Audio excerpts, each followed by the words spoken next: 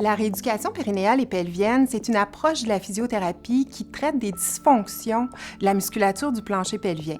Alors, des dysfonctions comme l'incontinence urinaire, l'incontinence fécale, l'incontinence de gaz, comme les descentes d'organes, descentes d'utérus, descentes de vessie, mais aussi les dysfonctions d'ordre sexuel et les douleurs au niveau de la musculature. Alors, la physiothérapeute en rééducation périnéale va s'occuper de la musculature du plancher pelvien.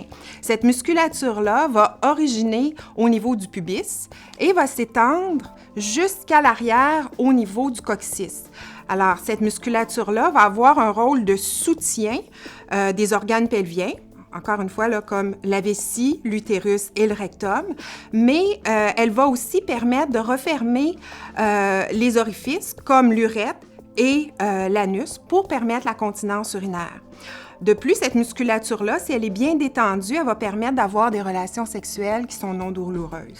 Donc, la physiothérapeute va faire des exercices, autant des exercices de renforcement, des exercices de coordination, des exercices d'endurance et de rapidité, des exercices pour améliorer la fonction musculaire, mais aussi des exercices pour détendre, assouplir les muscles du plancher pelvien.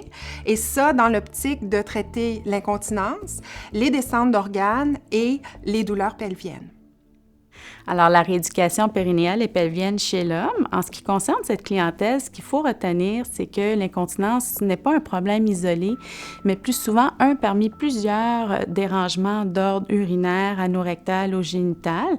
Et le physiothérapeute en rééducation périnéale devra composer avec tout ceci. Bien qu'un patient puisse également être aux prises avec des urgences urinaires, des urgences fécales, des gouttes retardataires, des douleurs périnéales ou même une dysfonction érectile, c'est plus souvent de l'incontinence urinaire à l'effort qui va amener un homme à consulter un physiothérapeute en rééducation périnéale. Et en ce qui se concerne ce dernier type d'incontinence, donc des pertes d'urine lors de toux, de rires, d'efforts, d'activités, ça se produit typiquement suite à une intervention à la prostate, telle qu'un traitement de radiothérapie ou une résection d'une prostate cancéreuse, voire même jusqu'à 60% chez les hommes qui ont subi ces interventions-là.